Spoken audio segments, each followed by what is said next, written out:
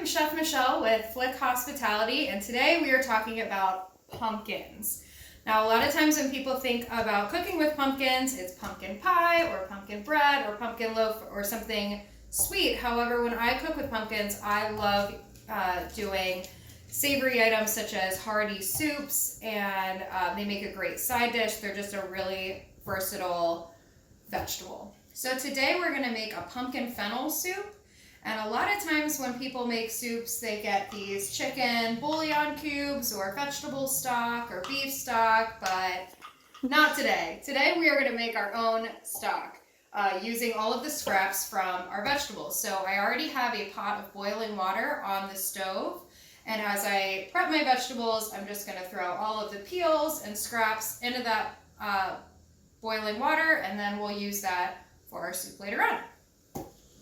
So for this recipe, you're going to need 2 small onions or 1 really large onion.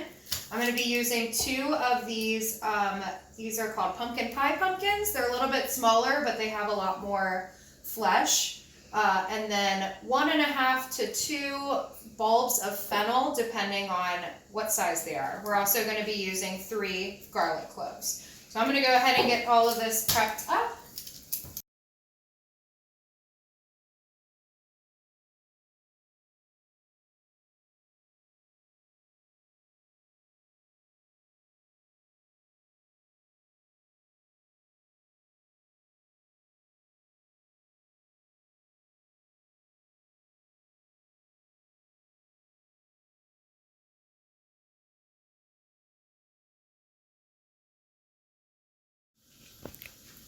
Okay, so here we've got the pot of boiling water, and like I said, save your scraps. So I'm going to add all of these scraps in here. I'm also going to be adding all of the peel and seeds and guts and stuff from the pumpkin also to make this a true veggie stock.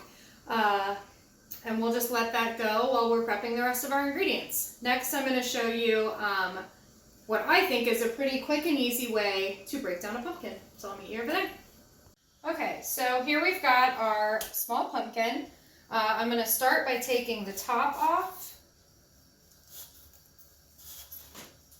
Make sure you've got a really sharp knife because dull knives can split or slip, and that's one of the easiest ways to cut yourself. So I take the top and bottom off, and then I'm going to peel this just like I would peel a melon, a cantaloupe, or a honeydew. I'm just going to go along the sides, trying not to get too much of that flesh, but also knowing that we are going to be utilizing every piece of this pumpkin in our stock.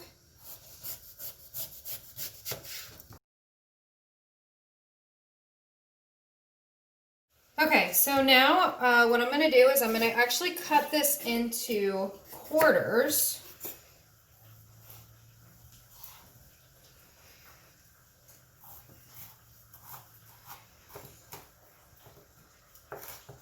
Oops.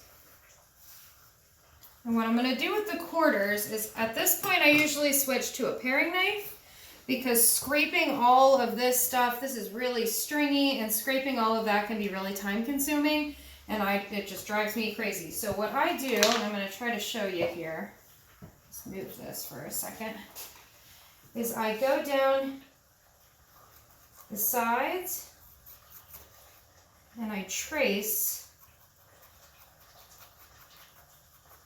the whole thing, and then I'll flip it over and I'll do the same thing on this side.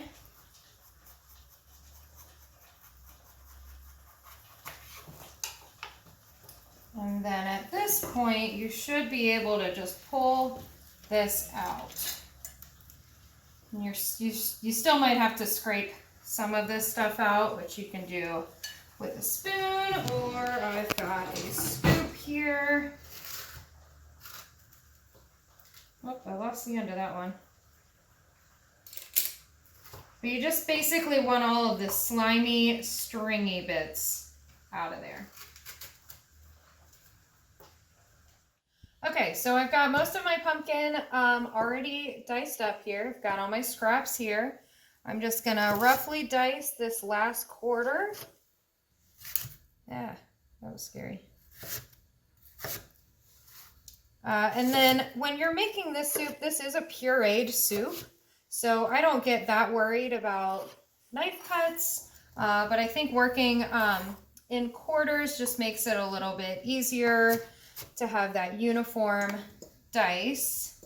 So if you were making a chunkier soup, you could cut them a little bit smaller, or if you're doing a side dish, you can cut them into a little bit smaller pieces. But for this, since I'm going to puree it, I just roughly cut the whole thing. We're going to throw this in with our stock, and then we're going to start cooking our soup. Okay, so here we've got our scraps from our pumpkin, well, from our second pumpkin that I'm going to add to our stock here. And we're just going to let this keep boiling away. Move some stuff around. We're going to strain all of this stuff off before we add it to our soup. Yeah. Man, I wish you could smell this. Okay, so right here we've got our soup pot already preheated. I threw some grapeseed oil down in there. You can use extra virgin olive oil, vegetable oil, any kind of oil you like. I prefer grapeseed oil because it doesn't burn very easily. And then we're going to throw our onion, fennel, and garlic in first and just start to sweat that. Ooh, a little hot. Alright, so we're just going to sweat this down, which just basically means we want to start the cooking process, and we want all the vegetables to be, we want all the vegetables to get soft, and you want the onions to start to get a little translucent. You want all of this to get really fragrant, and we'll just sweat this down for a little bit before we add our pumpkin. Okay, so this is starting to cook down a little bit. The main thing is you don't want it to brown, so I usually babysit it a little bit, make sure it's still moving around the pan. Next, we're going to add our pumpkin. Oh, yeah.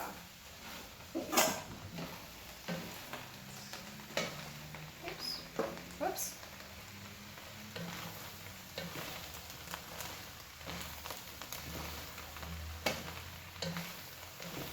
So at this point, I'm going to do my first round of seasoning. I try to go a little bit light in the beginning because as things reduce down, more flavors develop. So I'll go a little bit light here, and then we'll taste it later on, and we'll adjust the seasoning as we need to. So I'm going to start with about 1.5 tablespoons of salt. And a couple cranks of pepper.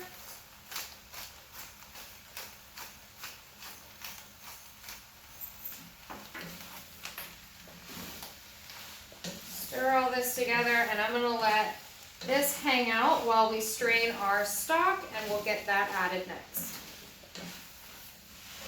Alright, so we've got our stock here.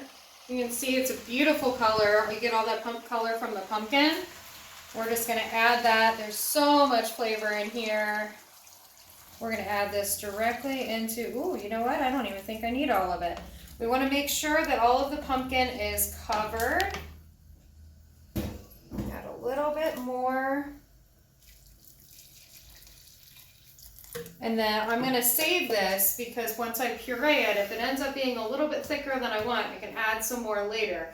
You can always add, but it's a lot harder to take away. So I'm going to find another container for this. We're going to hang on to that until our soup is done. Okay, so I put the rest of that stock in a container. I'm going to cool this down.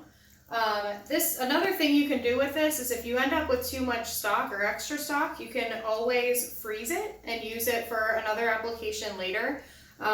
Just find a good freezer-proof container, and you can freeze this for up to 2 months, which is a great utilization. I'm gonna throw a lid on this guy, and we're just gonna let him hang out for about 45 minutes to an hour, and then we'll come back and check on him. So one of my favorite things to garnish this soup with is pumpkin seeds. but not the kind that you're thinking of. So these are called pepitas. They're actually inside of this. They're basically hulled pumpkin seeds. So this is one of the seeds that we pulled out of the pumpkin. If you were to break this open, this is what is inside. It's a little more tender. This like outer husk can get kind of tough. So I prefer to use this especially in a soup because you don't want to eat a pureed soup and be chewing a whole lot.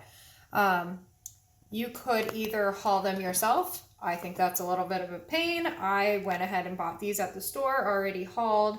And we're just going to toast these with some salt and cayenne pepper and some dried thyme leaves just to add a little bit of heat, another layer of flavor to the soup, and elevate it just a little bit to impress your friends. So what I am going to do is I'm going to use a nonstick spray. I also use this, I'll spray a couple of squirts in here just to get the seasoning to stick. So we'll add a little bit of salt. And you can eyeball this based on your level of heat that you want. You can use a lot, you can use a little. You don't even have to use these spices. You can do something smoky, like a smoked paprika. You can do like a chili powder and cumin would also work in this soup. This soup ends up being a little bit sweeter. It's on the sweet and savory side, so I like using something a little spicier. So we'll just mix this up. I want to make sure all of those are coated.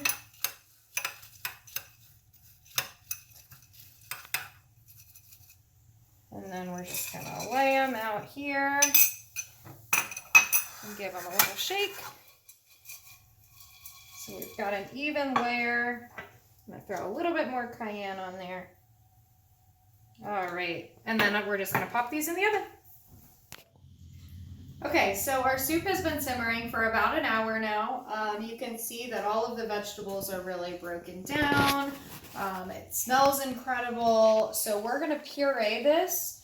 I like to use an immersion blender for this, just so I can keep it all in one pot and I don't have to worry about it. But you can also use a regular blender.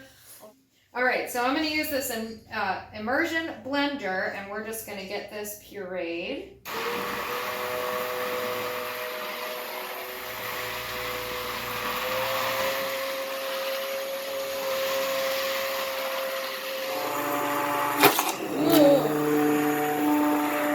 So once we have that all blended up, we're going to add some more of our flavors. So here I have 2 tablespoons of brown sugar, 1 tablespoon of cinnamon, 1 tablespoon of allspice, and a teaspoon of cayenne pepper. Just going to add all of that in there. I'm also going to add a pretty decent, probably about it'll probably end up being about a half a teaspoon of fresh nutmeg. Oh, this smells incredible. Grab a whisk real quick.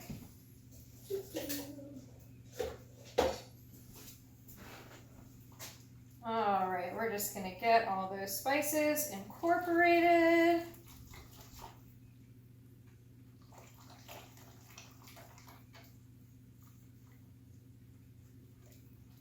All right, and to this, we're going to add about 1/3 of a cup of apple cider vinegar.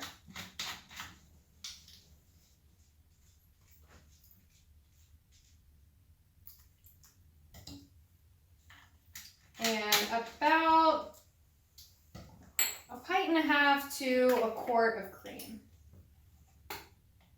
I like to keep some of the cream out because I will add it when I'm plating.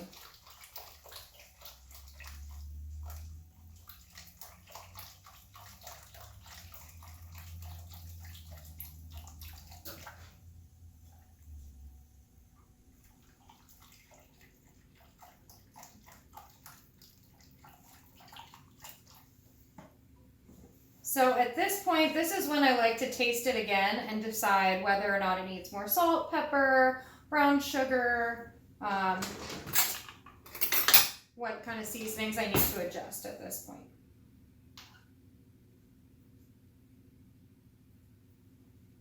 That's pretty good. I'm going to add just another little pinch of salt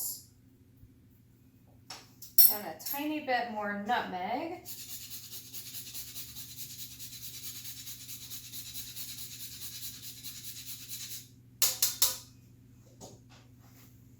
And we're going to throw this back on the stove and bring it back up to a boil. All right, so our soup is ready to serve. Put some in a bowl here.